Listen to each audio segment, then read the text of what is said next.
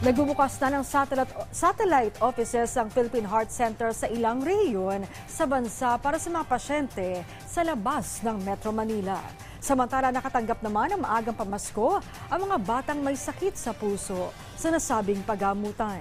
Yan ang ulat ni Daniel Manalastas. Madalas mabalitaan na ang mga matatanda ang tinatamaan ng sakit sa puso.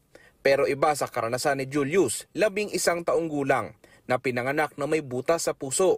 Pero magandang balita dahil naoperahan na siya. Pero bago yan, hindi naging ganun kadali para sa kanyang magulang.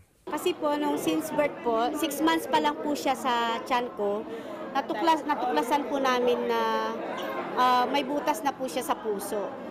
Actually po sa PGH po kami dati, ang tagal po namin naghintay. Tapos nung sabi po sa akin ng doktor, kailangan siyang operahan pagkalabas, pero hindi po siya naoperahan agad.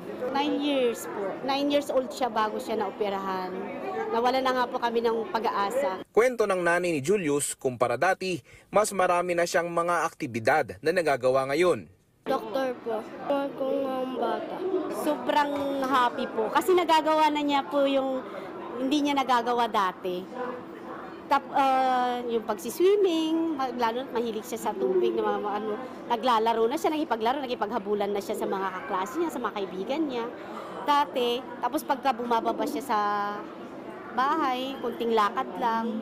Ngayon, active na siyang kumilos. Actually po, itong anak ko ngayon, pag may nakikita po siya na may sakit, tumutulong din po siya. Yung baon po niya inahati niya. Magandang balita naman ang inanunsyo ng Philippine Heart Center dahil nadaragdagan pa ang mga satellites nila. Meron na rin sa Davao, Cebu, Iloilo at marami pang iba. Definitely. Lalo na sa isang mahirap na pasyente, maghanap ng tirahan dito. Kailangan may pocket money ka for your food. Kung doon sa kanila, makalapit sila sa barangay captain, sa mayor, sa gobernador, sa parish priest, sa kapitbahay na generous. So, hindi kasing hirap. Nagtungo rin kanina si Senator Amy Marcos sa ospital upang magbigay tulong at kasiyahan sa mga bata at kanilang mga magulang. Napakamahal ng open heart surgery at napakaselang, kaya nagpapatulong tayo dito. Sabi ko nga, 2 kong anak, pinanganak na may butas ang puso. Naging kaibigan ko na sa kapupunta sa doktor, sa kakatreatment at sa kakabili ng gamot, yung ibang nanay.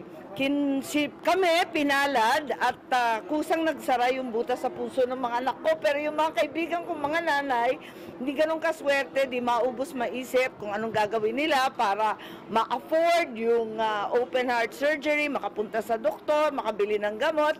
Kaya dahil pinagpala nga kami, blessing na blessing kami, pagkaswerte namin, eto na lang gagawin ko para sa mga nanay. Daniel Manalastas para sa Bayan.